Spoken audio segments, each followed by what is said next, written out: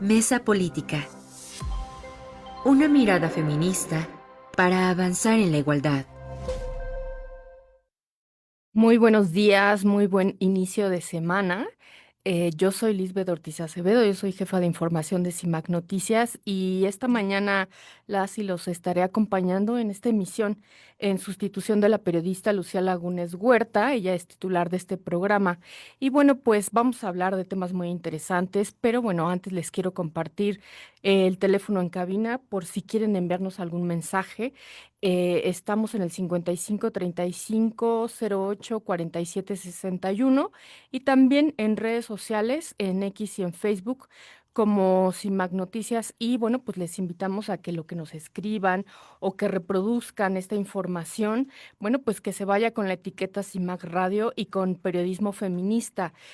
Bueno, pues también les recuerdo que nos retransmiten todos los jueves a las 11 de la mañana a través del 97.3 de Nesa Radio y nos pueden escuchar de forma simultánea en Radio Monarca por el 106.7 de FM en Michoacán y también por Radio Joco en el 106.9 de FM en el Estado de México. Y bueno, pues vámonos a temas muy interesantes. eh, que son muy necesarios en esta época donde estamos hablando sobre temas de presupuesto para marcar el 2026 y les doy la bienvenida. Muchas gracias por conversar con nosotras esta mañana. Imelda Marrufo Nava, gracias y buenos días, bienvenida. Hola, ¿qué tal? Muy buenos días. ¿Qué tal? Qué gusto saludarlas a ambas, a todo el equipo, Angélica. Muchas Hola, gracias. Angélica de la Peña, muchas gracias por conversar con nosotras. Buenos días y bienvenida. muy buenos días a todas. Bueno, pues a provocar este debate, porque estamos en el proceso de los dineros para el 2026 y nos hemos encontrado desde hace un tiempo, especialmente desde el arribo de la 4T en gobiernos de Morena, saqueo al anexo 13. El anexo 13, hay que decirlo, es un anexo específico para quienes no saben, es un triunfo del movimiento de las mujeres para que sea un dinero destinado precisamente a temas como la prevención, por ejemplo, del feminicidio. Y es un dinero que era específicamente para las mujeres. Sin embargo, el anexo 13 ha sido saqueado y lo hemos documentado, para llevarse ese dinero a las becas, a a otros temas que no necesariamente tienen que estar estigmatizados. Simplemente es que era un triunfo para las mujeres porque no había un etiquetado especial. Y hoy nos estamos encontrando que ese mismo etiquetado para las mujeres sigue siendo saqueado. Y tenemos dos organizaciones que hacen una gran labor a lo largo de todo el año y una de ellas es la Red Nacional de Refugios. Y bueno, pues nos hablan precisamente que dejó de haber un etiquetado especial para ellas. No solamente eso, también las casas de la mujer indígena y afromexicana que trabajan a lo largo de toda la República y precisamente lo hacen pues con una cosmovisión y una perspectiva adecuada para ellas. Y de nueva cuenta nos dicen que este anexo 13, bueno, pues ha dejado de identificarlas con una partida explícita dentro del presupuesto de egresos de la Federación para el 2026. Y este es el tema que nos trae a cuenta. Y yo quiero lanzar la primera pregunta. eh, ¿Cómo podemos entender esto en el año de la mujer indígena, señalado por la presidenta, que precisamente a la Casa de las Mujeres Indígenas y Afromexicanas les está quitando este etiquetado? Es decir, se pierde dentro de una bolsa grande y cómo podemos garantizar su subsistencia para los siguientes años. Eh, ¿Quién arranca conmigo? Imelda, adelante, por favor, adelante. Bueno, pues saludándolas, por supuesto, agradeciendo esta mañana tenerlas aquí, esta conversación y a quienes nos siguen, nos escuchan en las redes todos los lunes a las 10 de la mañana, que me encanta porque identificamos ya personas muy asiduas a este programa y les mando un saludo afectuoso y por supuesto a las estaciones hermanas. Bueno, arrancándonos con este tema que hemos colocado para abordar. Efectivamente, ya habíamos analizado un poco el presupuesto tanto del paquete económico en cuanto al presupuesto de egresos para la federación. Y uno de los elementos que habíamos encontrado es que tratándose de la Secretaría de las Mujeres, no había, digamos, un incremento, sino si tomamos en cuenta la inflación, en realidad hay una disminución del presupuesto. Y también en aquella ocasión hablábamos del incremento para varias áreas, por ejemplo, la Guardia Nacional, e inclusive llegamos a comentar que había una disminución de otras áreas, por ejemplo, salud, ¿no? Inclusive la Secretaría de Seguridad Ciudadana. Digamos que ese fue uno de los puntos de partida en el análisis que hicimos. Hoy en día creo que es importante colocar el tema de específicamente de la violencia contra las mujeres, de la violencia feminicida, efectivamente, y de la situación que se ha denunciado por parte de la Red Nacional de Refugios en cuanto a lo que ha previsto el proyecto de presupuesto para el 2026. Y me parece que ese es un tema donde nos tenemos que centrar. Ocurre que, por una parte, la Secretaría de las Mujeres ha dicho que dentro de su política, pues para ser más efectivo e integral, decidió agrupar diversos ámbitos, digamos, de los espacios para la atención a la violencia contra las mujeres.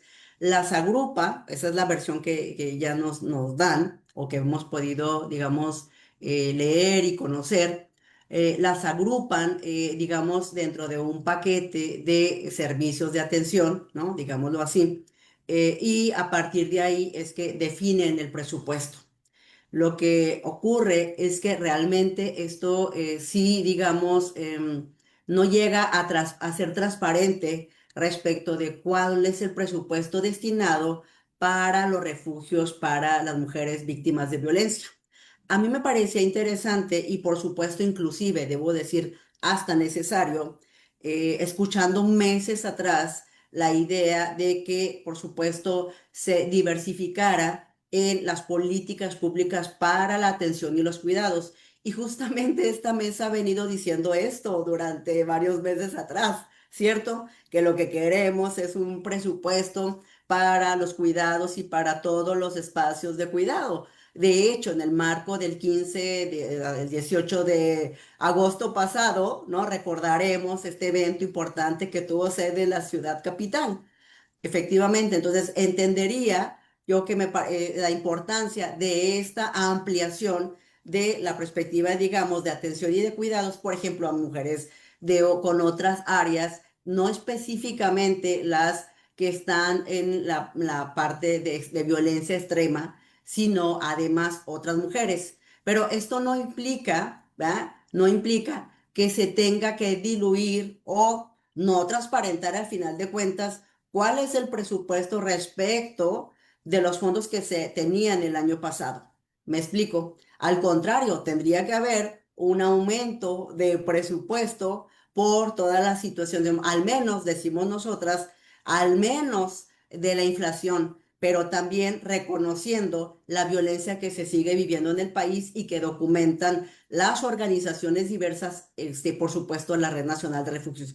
Yo abriría con este tema, por eso es que la Red Nacional de Refugios ha sido una de las actoras principales, no la única, porque afortunadamente muchas otras organizaciones sumadas a esta protesta, digamos, desde hace meses atrás, efectivamente han denunciado y otras hemos acompañado también la denuncia pública porque efectivamente una de las cosas que no hay, además de presupuesto, o sea, entendido en la lógica de la que estoy hablando, por supuesto, no significa que no haya. Ojo, estoy hablando respecto de el proyecto de presupuesto. Entonces, creo yo que efectivamente ahí está el gran tema. Si pretendes, digamos, abrir otros espacios de cuidados para la atención y que ese es uno de los focos que estás presentando, pues en realidad no debería de disminuirse y sí de transparentarse el recurso para los refugios en este país. Así es, y consolidarse. Angélica de la Peña, ¿qué pasaría si dejamos agrupadas como todas las, por ejemplo, las casas de las bueno, decirlo en plural, de las mujeres indígenas y afromexicanas y de la Red Nacional de Refugios, porque cada año es lo mismo. Cada tanto, cada 3 o 4 meses iniciado el año, no ha llegado el recurso, a pesar de que ya hay una partida para ellas. Pasa medio año y todavía no ha llegado el primer recurso para ellas. Y entonces, quedarse en una sola bolsa agrupada, ¿qué sucedería con ellas, con ambas, con la Red Nacional de Refugios, que hacen un trabajo extraordinario, y bueno, pues con las casas de las mujeres indígenas y afromexicanas? Bueno, yo creo que hay que ir al fondo del problema. Yo lo que analizo es que este gobierno, todo lo que se haya hecho atrás, antes de que llegara López Obrador, todo eso no sirve, es neoliberal y hay que irlo quitando. Y eso han hecho. Eso han hecho con todo lo que se hizo desde los 90, con todo este proceso de transición a la democracia, y hoy se ve reflejado, para no poner más ejemplo, se ve reflejado en cómo definen el presupuesto de egresos de la Federación, que tiene un enfoque totalmente asistencialista. Ojo, no de asistencia social, son dos cosas distintas. Y por supuesto muy alejado de lo que tiene que ser el desarrollo humano, lo que debe ser la política social fundamental de promoción de derechos, y que pues lo observamos todos los días. De manera que si observamos cómo se ha ido tergiversando el anexo 13, que su origen estuvo inscrito, ciertamente como tú lo mencionabas al principio, en un gran movimiento plural de mujeres de todos los partidos y partidos de la academia, de las organizaciones no gubernamentales que siempre han trabajado a favor de los derechos de las mujeres y las niñas, pues para ir integrando los programas que poco a poco íbamos impulsando y que quedaban por ahí, uno allá en educación, quizás otro en salud, otro en desarrollo social, qué sé yo, con pequeños montos para ir resolviendo algunos pendientes más visibles, más exigibles, relacionados con esta deficiencia en el ejercicio de los derechos de las mujeres diversas, como aquí tú misma lo has mencionado, mujeres de origen indígena o afro-mexicano que siempre habían estado invisibles y que, bueno, se ha trabajado desde muchos espacios para visibilizarlas y definirlas como lo que son, mujeres sujetas de derechos, y reconocerlas como tales, ¿no? Sin embargo, me parece que el tema más grave tiene que ver con esta desdén, vaya en una lectura muy general. Se pueden dar varias lecturas, pero particularmente el tema que nos está ocupando hoy, que tú señalaste al principio, el desdén hacia que las organizaciones no gubernamentales sigan trabajando las especialistas en atender a las mujeres de violencia, las mujeres que sufren violencia. Permíteme quedarme con esta frase, este desdén. Vamos a una pausa y regreso contigo para concretar este argumento tan potente. Bien, bueno, pues yo les doy las gracias por seguir con nosotras, y estamos aquí en Mesa Política y bueno, pues nos pueden escribir por redes sociales. En breve volvemos. Bien, ya estamos de vuelta aquí en Análisis Feminista, perdón, estamos en Mesa Política, una mirada feminista para avanzar a la igualdad. Bueno, les recuerdo que estamos aquí en cabina y nos pueden escribir al 5535084761. Y en redes sociales, por X y por Facebook, estamos en CIMAC Noticias. Y bueno, pues con la etiqueta nos pueden reproducir con CIMAC Radio y Periodismo Feminista. Y bueno, pues nos quedamos con un tema muy interesante y retomo Angélica de la Peña, este desdén con el que han estado trabajando desde los gobiernos de Morena, y hablábamos del tema de mujeres. Adelante, en el tema de presupuesto. Adelante, Angélica. Muchas gracias. Desdén a las organizaciones no gubernamentales, desdén a las organizaciones especializadas que trabajan en la promoción, en el resguardo de los derechos de las mujeres, porque en el fondo hay un asunto que se evidencia por parte de este gobierno. No se avanza en lo que tendría que ser cuando hablamos de que la sociedad civil tiene que coadyuvar y ser corresponsable en el ejercicio del ámbito gubernamental, en la toma de decisiones.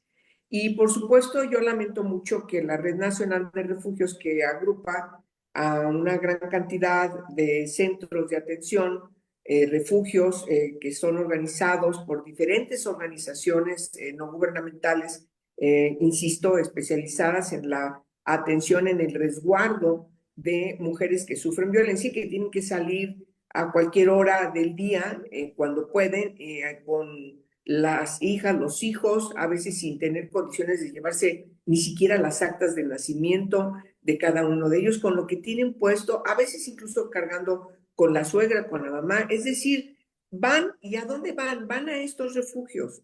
Esos refugios que muchos de ellos tienen que estar cambiando de domicilio, porque cuando los susodichos violentadores saben dónde están, llegan con otros. Hay casos terribles, terribles. No nos da tiempo para hablar de todas estas historias horrendas en donde yo conocí varios, por ejemplo, donde el susodicho violentador era un policía y llegaba con otros policías a sacar a fuerza a su esposa para llevársela arrastrándola por el piso. Detrás de esta actitud de no entender el papel que juegan estos centros de atención de resguardo, los refugios para mujeres violentadas en todo el país, insisto, en una coadyuvancia respecto a la responsabilidad que tiene el Estado, pero que no es suficiente y que tiene que haber en cualquier democracia republicana, tiene que haber este trabajo también desde las organizaciones de la sociedad civil. De eso trata los gobiernos abiertos, de eso trata el avance de la exigibilidad de derechos de las mujeres, donde decimos, necesitamos que las organizaciones no gubernamentales también especializadas también participen en la protección de estas mujeres. Y este desdén, efectivamente, al quitarles el presupuesto, lo único que está dando como consecuencia es de que ya empiecen, primero empezaron a ya no atender el marco de atención que daban, la circunscribieron a muchos menos mujeres y ya no hallaban qué hacer, cómo canalizar a las otras mujeres y por supuesto hay muchas de ellas, de estos refugios empezaron a cerrar.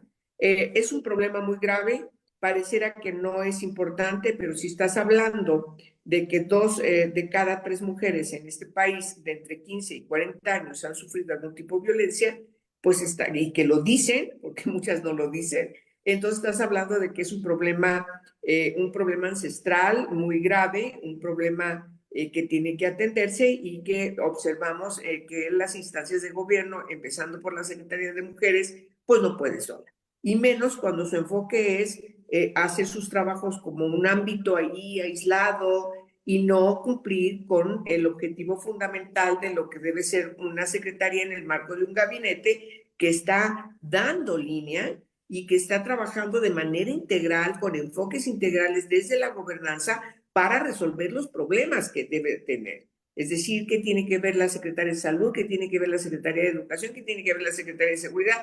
¿Qué tiene que ver con la Secretaría de Desarrollo? Etcétera. Hasta la de Relaciones Exteriores, porque tenemos tratados que nos obligan a que México debe atenderlos de pe a pa. Entonces, me parece que sí estamos ante un desdén en donde todo lo que signifique antes del 2018 hay que irlo borrando porque es neoliberal. Así ha pasado y por desgracia eso nos está afectando y claro, el sistema de cuidados simplemente pues es puro rollo lo que vemos cuando se refieren a él.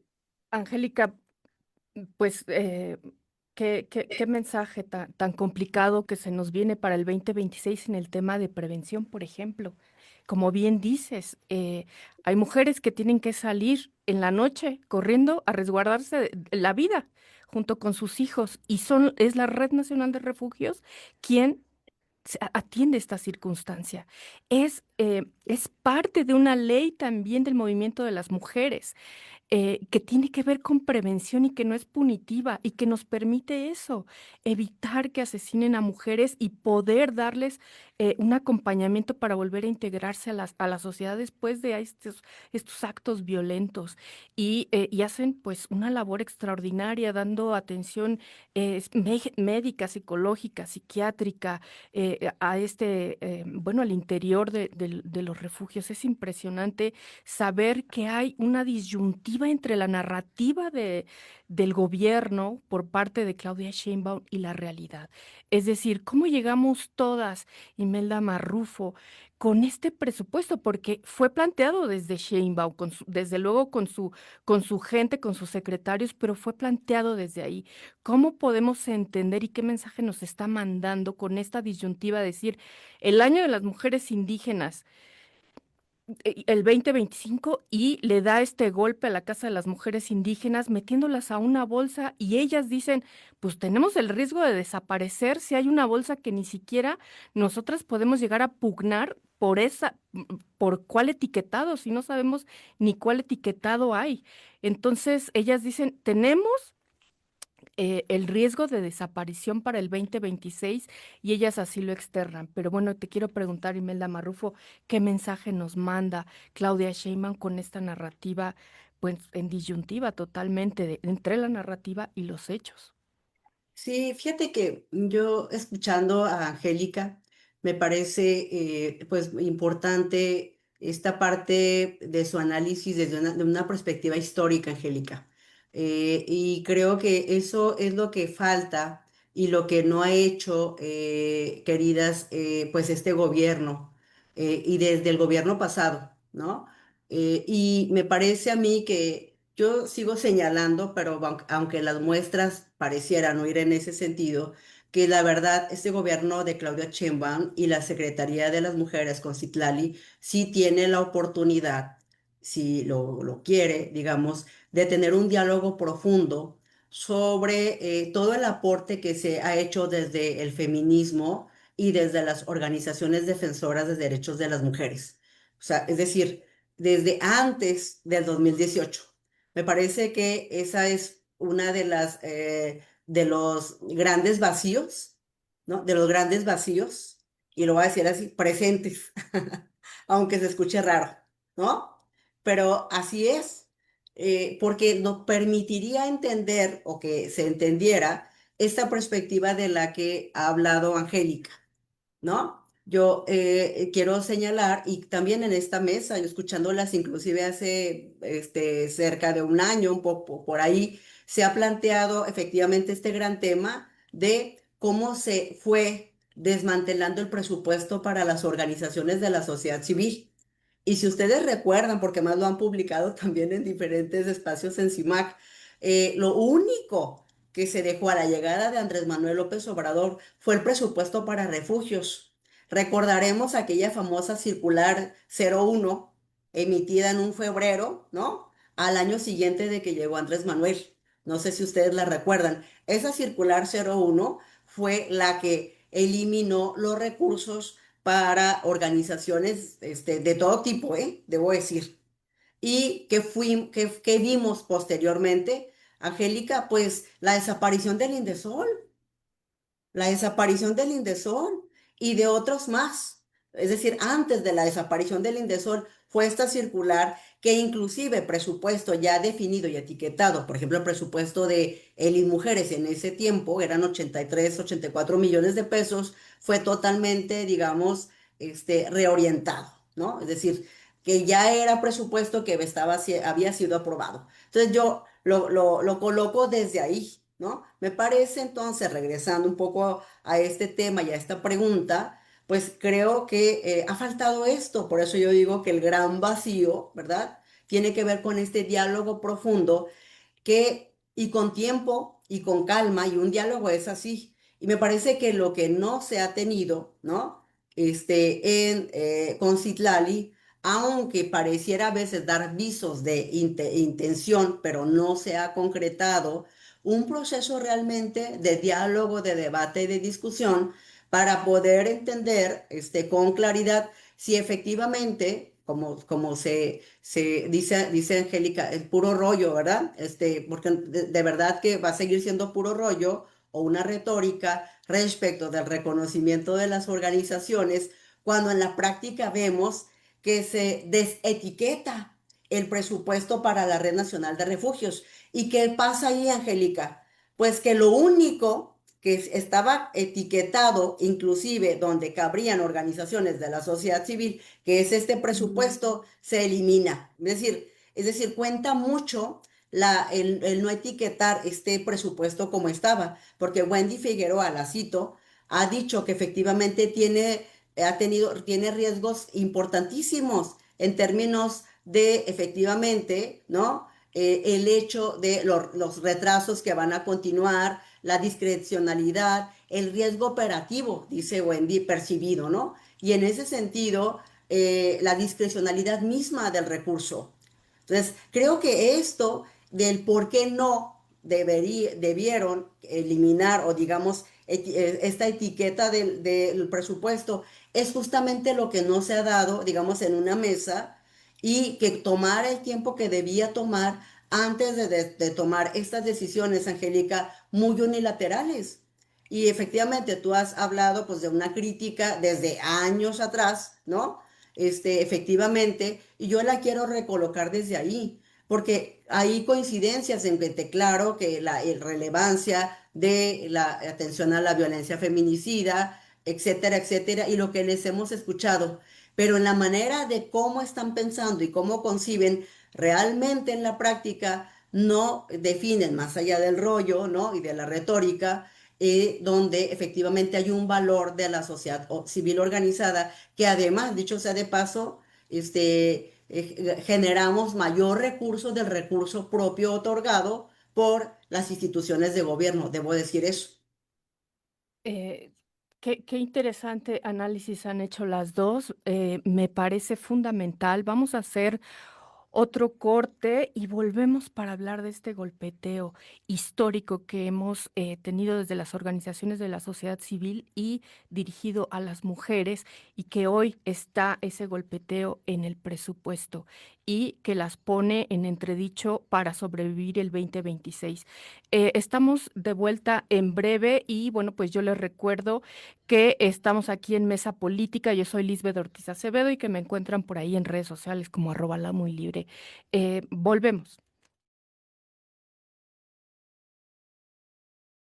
Bien, ya estamos aquí de vuelta para seguir analizando el tema de presupuesto y algunas organizaciones de la sociedad civil que vienen del movimiento de mujeres y que, bueno, pues se encargan, entre otras cosas, nada más y nada menos de la prevención de violencia feminicida, por ejemplo, o de la atención a las mujeres indígenas y afrodescendientes, afromexicanas, y que están pugnando por el presupuesto para el 2026. Nada más les quiero recordar que las casas, la red de las casas de mujeres indígenas y afromexicanas están enviando un change.org para exigir garantía al presupuesto para su proyecto durante el 2026 y está activo para quienes quieran sumarse y firmar change.org solicitando eso, que se respete su presupuesto y se les garantice, desde luego, con la etiqueta necesaria. Bueno, Angélica, qué interesante. Sí, efectivamente, tiene un trasfondo político lo que estamos viviendo y hoy parte de este golpeteo tiene que ver, pues, como con la herencia que se quedó desde Andrés Manuel López Obrador. Y es muy desafortunado. Incluso CIMAC sacó un informe que se llama Las formas de asedio contra la prensa y que nunca lo habíamos visto este golpeteo. Y hoy es inaudito el estar mirando cómo tienen que pugnar por presupuestos ya ganados históricamente. Esto es muy desafortunado y pues, ¿qué es lo que viene? ¿Qué es lo que sucedería en este sentido? ¿Qué es lo que sucedería con ellas en caso de no haber revés? Porque Me parece, y que tú también lo pones ahí, la voz de la Secretaría de las Mujeres está como muy silenciada. No la escucho exigiendo que se garantice ese presupuesto a estas organizaciones civiles. Es decir, las veo muy solas en la lucha. Desde el gobierno no le veo a alguien que esté en favor de ellas. ¿Y cómo será este cabildeo al interior del Congreso para poder encontrar esa etiqueta? ¿Lo van a lograr en estas próximas semanas, Angélica? Bueno, próximos horas. Mira, el problema que estamos tocando evidencia también otro asunto del que hemos hablado mucho. Nosotros hemos trabajado desde mucho tiempo atrás. CIMAC ha sido permanentemente la evidencia desde el periodismo de estos trabajos. Yo uso menos luchas porque creo que el trabajo, la lucha tiene una connotación diferente, pero sí ha sido un trabajo muy intenso para lograr tener la paridad en los espacios de decisión. Desde el 2014 logramos que en los congresos, en todas las cámaras, todo el poder legislativo en el ámbito federal y local, hubiese la mitad de sus integrantes mujeres. Hoy tenemos más del 50% de diputadas. No es un asunto del Congreso de la Unión, es un asunto de la Cámara de Diputados, no del Senado, ¿eh? Es la Cámara de Diputados la que tiene que aprobar el presupuesto de egresos de la Federación a partir de un proyecto que le llega del gobierno. Ya señalamos, identificamos que la Secretaría de las Mujeres no hizo su trabajo para garantizar, proponer desde el gobierno presupuestos a favor de los derechos de las mujeres, sobre todo estas mujeres que necesitan más apoyos porque son las que sufren mayor discriminación. Las mujeres indígenas y las mujeres afrodescendientes siguen estando atrás, siguen estando muy atrás, muy atrás respecto de las otras mujeres como nosotras que estamos en las ciudades, que tenemos más posibilidades de encontrar asideros que nos permitan avanzar, pero ellas están siendo discriminadas ancestralmente y están en una situación de abandono. No están, ni siquiera tienen acceso a medios de comunicación que les puede estar orientando y muchas de ellas incluso están aisladas desde el punto de vista geográfico. No estamos hablando de cualquier grupo social, estamos hablando de millones de mujeres que se encuentran en una situación de discriminación ancestral.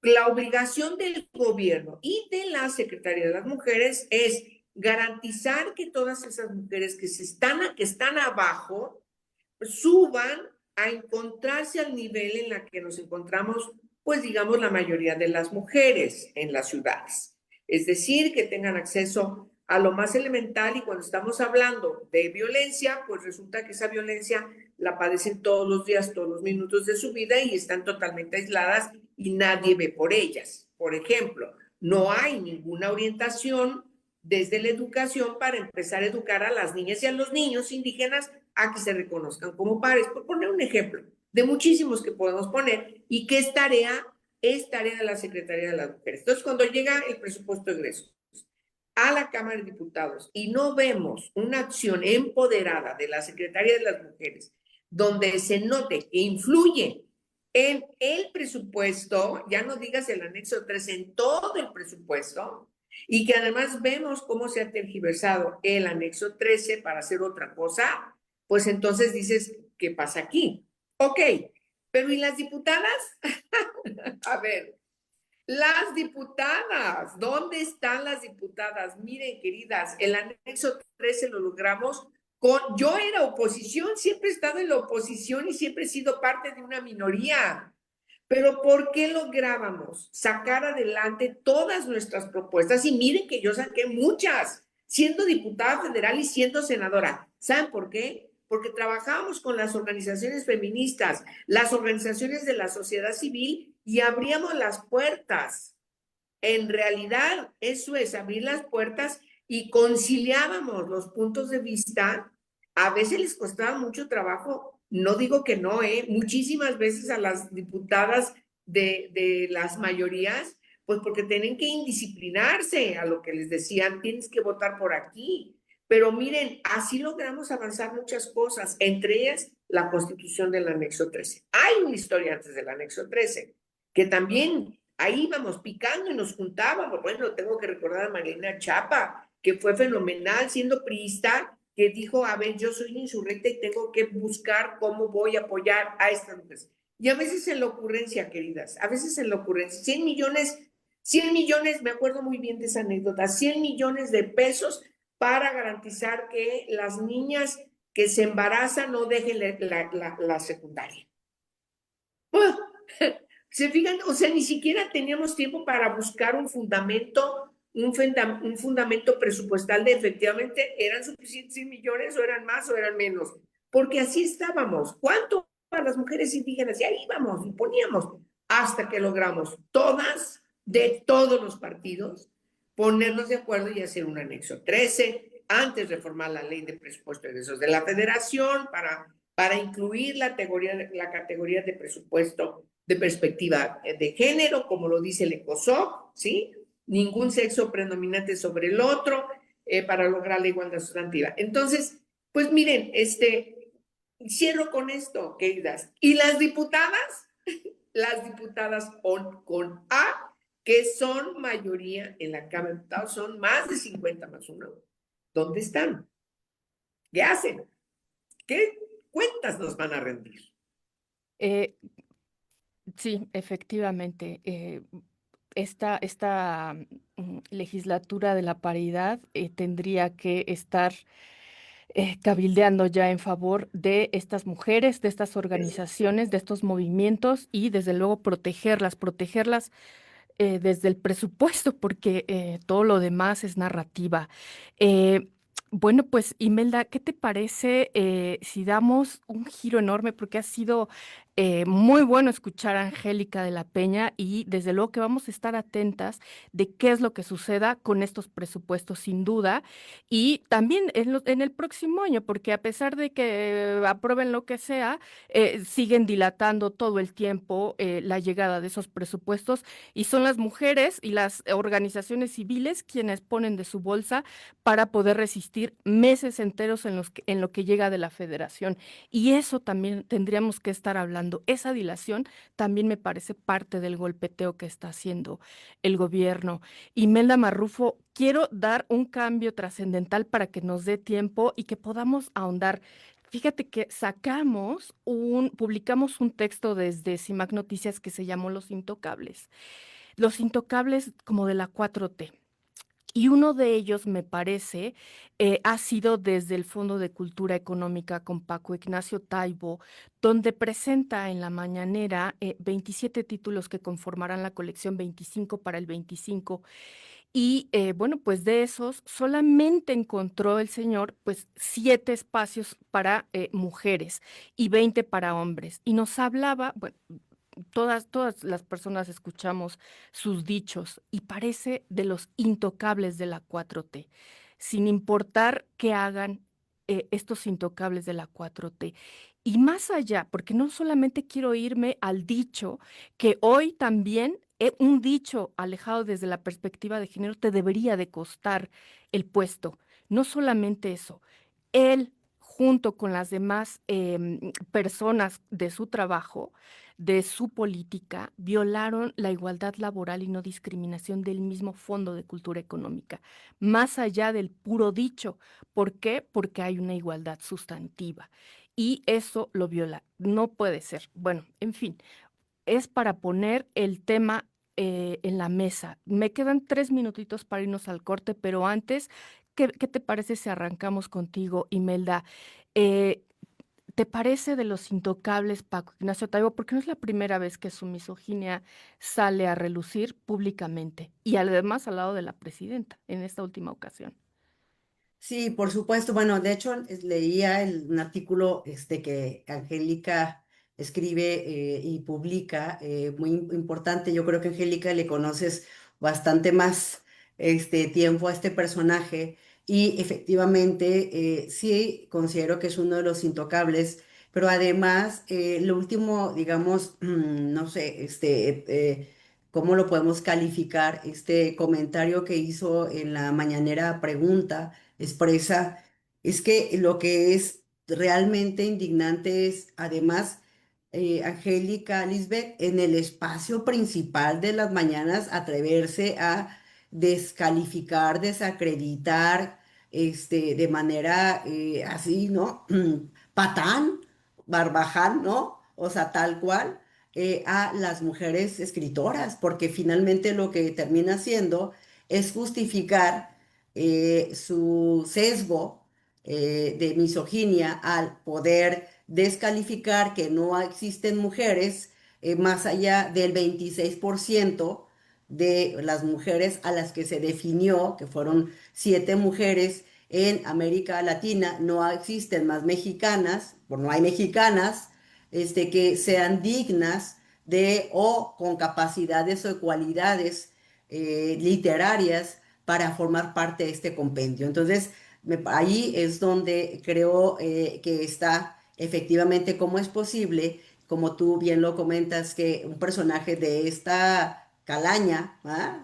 Valga la expresión, pero un personaje así pueda tener este cargo público que además fomenta la cultura, y estamos hablando de una instancia de cultura pública, ¿no? Pública, que tiene el mandato de promover la cultura y qué tipo de cultura y de mensaje con esta violencia está provocando y generando, Lisbeth. Regreso contigo para seguir con el tema y bueno, pues estamos aquí en Mesa Política. No tardamos, volvemos en breve.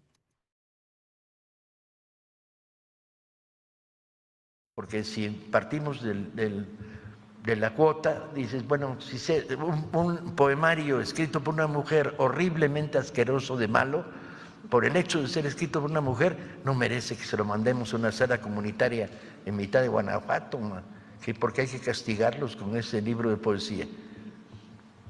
Muchas gracias. Pero vamos a hacer una colección de mujeres. Muchas gracias, presidenta. Muchas gracias, presidenta. Vamos a hacer una colección de mujeres. Es como intenta salir del paso la presidenta con una risa. Me parece muy desafortunada incluso la reacción de ahí desde presidencia. Angélica, bueno, sin duda es un personaje que conoces perfectamente.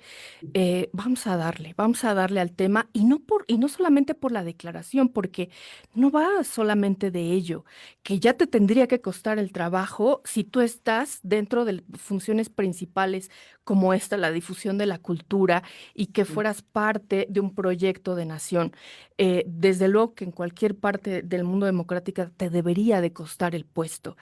Pero más allá de eso, está violando su propia política de igualdad desde el Fondo de Cultura Económica, no reconociendo que hay mujeres que también son capaces de escribir cualquier tipo de género, no solamente de poesía, y tanto así que ya le han contestado y van a hacer poemarios y bueno, pues las mujeres ya se están activando, desde luego, porque pues no sé hacia dónde mira Paco Ignacio Taibo II. ¿Qué tenemos que hacer, Angélica, con estos intocables? Porque él representa uno de tantos que hemos estado viendo toda la semana de estos intocables, que al menos en otros sexenios me parecía que había una mano dura y que los callaba y que decía, ¿no? Como que te alineas, en fin, y había sanciones. Y hoy me parece que este es uno de tantos intocables, machirulos que pasan por la vida y que nos damos cuenta además que el de izquierdas pues es tan misógino como el de derechas y de cualquier otra ideología partidista o filosofía política. ¿Qué tenemos que hacer con estos intocables, Angélica de la Peña, además con un objetivo fundamental que es pues distribuir parte de la cultura y además a las mujeres que escriben? Bueno, yo no lo conozco. No lo conozco, sí lo he visto físicamente 2 ocasiones, es mucho. Pero bueno, se le conoce a las personas por sus hechos, ¿no? Entonces, creo que tenemos que recordar aquella frase de se las metimos doblada, que habla lo que decíamos ahorita, Imelda lo definió, es un patán, un barbaján. Ese lo define. Pero bueno, a ver, no es que antes no hubiese señores que opinaban eso o cosas peores, pero lo hacían en corto.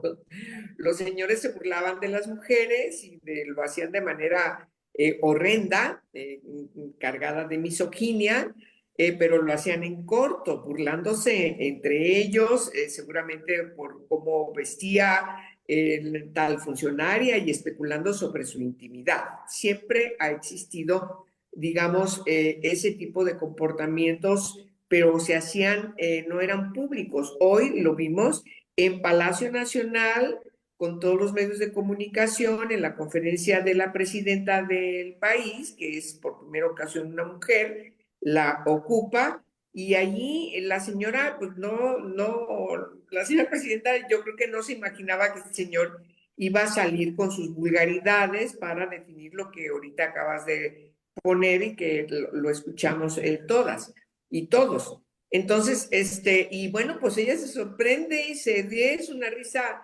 nerviosa porque yo no lo veo más que estar disfrutando, es mi lectura, ¿eh? No veo como que ella está disfrutando la ocurrencia de este tipo, sino más bien está asombrada de que se le fue de las manos y el tipo se salió de boca, no, se fue de boca. Y entonces, ay, se le viene la ocurrencia, vamos a hacer uno de puras mujeres, porque ya tenía que salir al paso.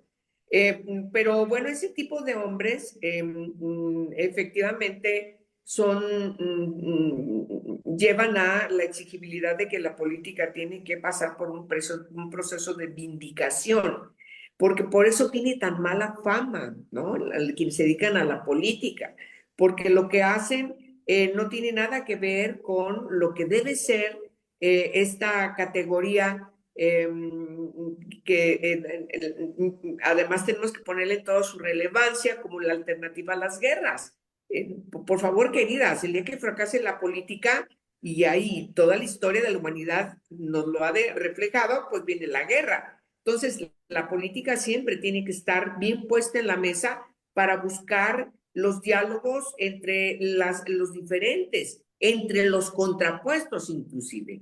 Hoy lo vemos en el mundo, cómo se están diferentes mesas tratando, diferentes presidentes de diferentes países tratando de poner fines a las guerras que tenemos en varios lugares del mundo, porque la amenaza de una tercera guerra mundial está a la vuelta de la casa. Entonces, sí, la política tiene que servir para eso. Y cuando tienes este tipo de personajes, pues es, ¿qué tienen que hacer estos señores en la política? Pero por que se nos ocurre, ¿no?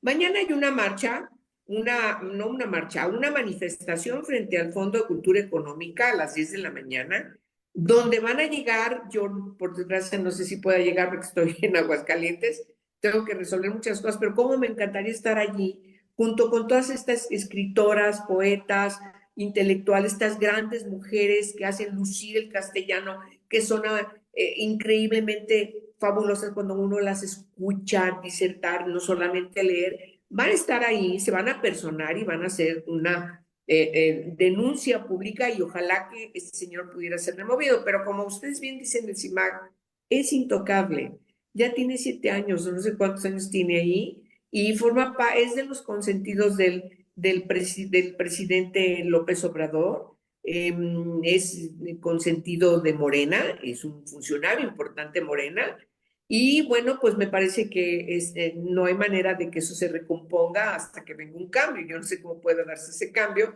ya estoy metiéndome en otros bretes, pero sí es muy lamentable sus comentarios contra las mujeres intelectuales, las poetas, escritoras, y bueno, pues lo que dijo fue deleznable a todas luces. Es un tipo que además no se va a disculpar, pero no va a ofrecer disculpas a nadie porque se enorgullece de pensar así. Ese es el asunto. Es trágico, dramático y trágico. Así es, así es. Bueno, pues estaremos el día de mañana documentando desde luego a estas mujeres que se han activado porque Desde luego que hay mujeres poetas, bueno, y en todos los géneros en este país. Yo creo que no sé, estaba lejos de la información, incluso se barajaba la posibilidad de que Cristina Rivera Garza tuviera el Nobel. ¿De qué estamos hablando? En fin, parece que lo desconoce, pero qué difícil para las mujeres poetas romper la brecha cuando la cabeza no alcanza a mirarlas. Entonces, precisamente, ¿cómo vamos a poder romper la brecha, Imelda Marrufo? ¿Cómo lo vamos a hacer? No es que no escriban, no es que no escribamos las mujeres de cualquier género. En este momento hablamos de poesía. No es que no haya poetas mexicanas, es que hay eh, una montaña para escalar y que no te permite ser publicada, vista, mirada y desde luego eso viene pues en detrimento de un aspecto monetario, desde luego. Las dejan fuera de las publicaciones y de las editoriales. ¿Cómo vamos a poder hacer, Imelda, para romper esa brecha? Sí, así es, Lisbeth. Efectivamente, como lo colocas, qué bueno, Angélica, que haya esta manifestación.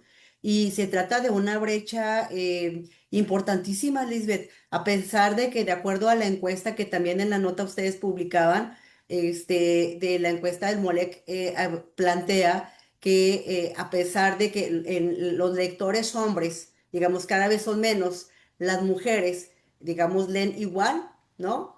Que los hombres. Y en ese sentido es importante recalcarlo. Es decir, cómo las mujeres, ahora resulta el predominio masculino sigue vigente desde el boom latinoamericano, que por cierto es lo que recicla Paco Ignacio Taibo en su distribución de los 2.5 millones de libros.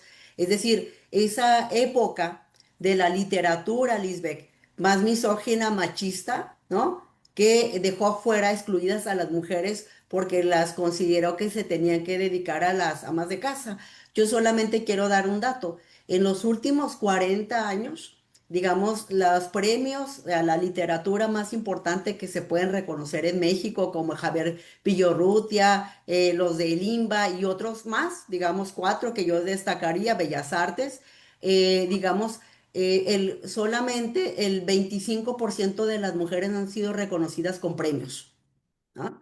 Y el único premio existente, por eso se crea, es el Sor Juana Inés de la Cruz, ¿no? Que es el premio que se otorga a las mujeres en la literatura. Entonces, una de cada cuatro mujeres ha sido premiada. Y por eso este sujeto dice que no hay capacidad de las lectoras, cuando hay información clara en el mapeo de las mujeres escritoras que da cuenta de al menos 800 mujeres escritoras. ¿Cómo le vamos a hacer, Lisbeth? Pues promoviendo como política pública efectivamente de igualdad el que se fomente la escritura y la promoción de las mujeres en la literatura desde las comunidades y también desde las mujeres indígenas, que dicho sea de paso, es uno de los grandes pendientes en este año de las mujeres indígenas. Así es, hubiera sido maravilloso poder tener a una mujer dirigiendo ahora el Fondo de Cultura Económica, sin duda. Estamos por cerrar este potente diálogo que tuvimos. Hablamos de presupuesto y también de estas brechas de las mujeres ante la literatura y que escapan desde luego a ellas. Angélica, para cerrar, vas a estar muy atenta, desde luego, del tema de presupuesto y tenemos que abordarlo. ¿Con qué te quedarías tú para el tema de presupuesto en el tema de la Red Nacional de Refugios y de las casas de la mujer indígena y afromexicana para hacerlo garante en las próximas horas, como bien lo dices, y con qué nos quedamos para la agenda de próximos días? Pues mira, simplemente ojalá que las diputadas escuchen a estas dirigentes que seguramente ya lo están haciendo para que presenten los argumentos respecto de la importancia de que ellas tengan presupuestos que les permitan trabajar en este tipo de encomiendas que son muy necesarias. Todavía son muy necesarias en el país. Ojalá que no tuviéramos necesidad de tener refugios para mujeres violentadas, a donde vayan a eso, a refugiarse para no perder la vida, para poner un alto a la violencia que padecen. Ojalá que eso ya no existiera, pero todavía nos va a faltar mucho y me parece que la coadyuvancia y la corresponsabilidad, que son dos categorías que mencioné en mi primera parte, son indispensables, sean tomadas en cuenta por las diputadas y valoren la necesidad de que haya presupuestos para que estos refugios trabajen como están siendo diseñados cada uno de ellos y por supuesto no cierren y puedan atender a estas mujeres que lo necesitan. Y lo mismo con las mujeres afrodescendientes e indígenas. Ahí es un asunto más estructural, también lo dije, y me parece que eso equivale a un tema de un próximo lunes para visibilizarlas en toda la situación de su vivencia y cómo a pesar de los siglos y a pesar de que ya estamos en el siglo XXI, siguen sufriendo una discriminación ancestral que Así es necesario visibilizar. Se me acabó el tiempo. Estamos a unos segundos. Muchas gracias, Imelda Marrufo. Muchas gracias, Angélica de la Peña. Gracias. Estas cronistas de la actualidad, tan importante escucharlas. Muchas gracias por esta mañana. Yo soy Lisbeth Ortiz Acevedo y estoy a nombre de la periodista Lucía Lagunes Huerta. Y bueno, pues nos escuchamos el próximo lunes a las 10 de la mañana en una emisión más de Mesa Política, una mirada feminista para avanzar en la igualdad. Y les recordamos, bueno, pues nuestras retransmisiones todos los jueves a las 11 de la mañana en 97.3 en Radio Nesa y también en Radio Monarca en el 106.7 de FM en Michoacán. Y bueno, pues también nos escuchan en Radio Joco en el 106.9 de FM en el Estado de México. Yo también le quiero agradecer por acá en cabina a la producción a cargo de Lucero Zamora, Saraí Canor y Abril Holguín en la asistencia de producción. Marlene Galván realizó el guión y la selección musical. Les agradezco mucho y nos escuchamos la próxima semana. Un abrazo a todas. Gracias. Mesa Política. Una mirada feminista para avanzar en la igualdad.